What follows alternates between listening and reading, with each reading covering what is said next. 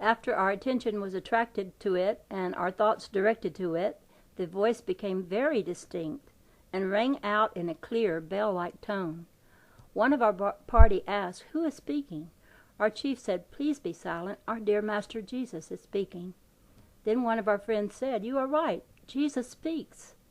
Then the voice went on, "When I said, 'I am the way, the truth, and the life,' I did not intend to convey the thought to mankind that I myself was the only true light.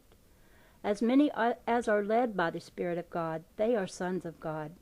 When I said, 'I am the perfect Son, the only begotten Son of God, in whom the Father is well pleased,' I fully intended to convey the thought to all mankind that one of God's children saw, understood, and claimed his divinity, saw that he lived, moved, and had his being in God, the great Father-Mother principle of all things. That seeing this, he then spoke forth the word that he was the Christ, the only begotten Son of God, and with true heart and steadfast purpose lived the life, becoming what he claimed to be. With his eyes fixed upon that ideal, he filled his whole body with that ideal, and the end sought was fulfilled. The reason so many have not seen me is that they have put me upon a shrine and placed me in the unapproachable. They have surrounded me with miracles and mystery, and again they have placed me far from the common people, whom I love dearly. I love them with a love that is unspeakable. I have not withdrawn from them. They have withdrawn from me. They have set up veils, walls, and partitions, mediators, and images of myself, and those so near and dear to me. They have surrounded us with myth and mystery until we seem so far removed from these dear ones that they do not know how to approach. They pray and supplicate my dear mother and those that surround me, and thus they hold us all in mortal thought, when truly, if they would know us as we are, they would and could shake our hands.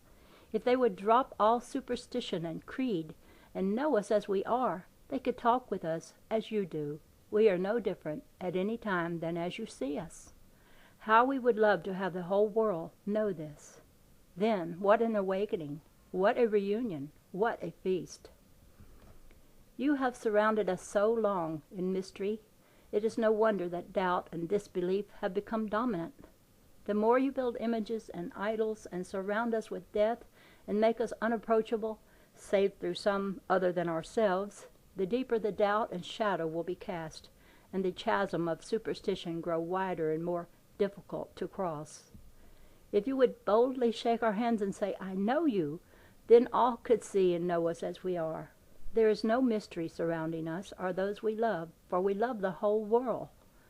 So many see only that part of my life which ended on the cross, forgetting that the greater part is as I am now, forgetting entirely that man still lives even after what seems a violent death. Life cannot be destroyed. It goes on, and life well lived never degenerates nor passes. Even the flesh may be immortalized so that it never changes. Dear Pilate, when he was washed his hands and said, "Away with him, and crucify him yourself, I find no fault in him," how little he knew of the history he was making, or of the prophecy he was fulfilling. He with the multitude has suffered far more than I have suffered. That is all past and forgotten, forgiven, as you will see, by our all standing here in one place. 2 figures came forth and were embraced by Jesus. As they stood with his hand on the shoulder of one, he said, "This dear brother has come all the way with me," while this one, pointing to the second one, saw many more trials before his eyes were opened. But after they were fully opened, he came quickly. He is just as true, and we love him with the same love we do all others. Then another advanced slowly and stood for a moment. Jesus turned and with outstretched arms said, "Dear Pilate." There was no mistaking the camaraderie of this embrace. Then Pilate spoke and said, "I labored and suffered many weary years after the verdict which I pronounced that day so lightly, when I cast from myself the burden. How few of us, while in the material, realize the needless burdens we heap upon others in the attempt to shift the responsibility from ourselves. It is only when our eyes are opened that we realize the more we attempt to shirk and shift our burdens upon others, the greater the burden bears down upon us.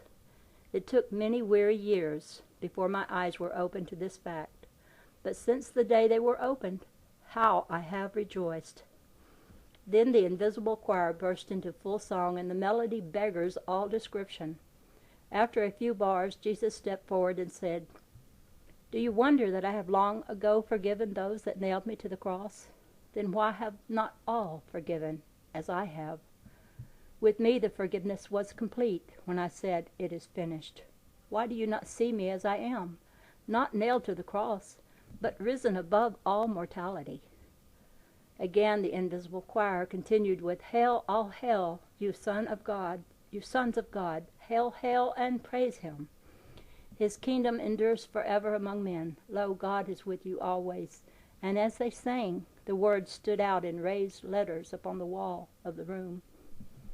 This was not a far-off, hazy, nearly invisible scene. Neither was it set on a stage far away from us. All were actually present in the room, for we talked with them, shook hands with them, and photographed them. The only difference that we could see between them and ourselves was the peculiar light about them, and this appeared to be the source of the light in the room. There were no shadows anywhere. To us there seemed to be a peculiar, translucent quality about the flesh, for when we touched them or clasped their hands, the flesh seemed like alabaster. Still it had a warm, friendly glow, and that same warmth pervaded everything about them.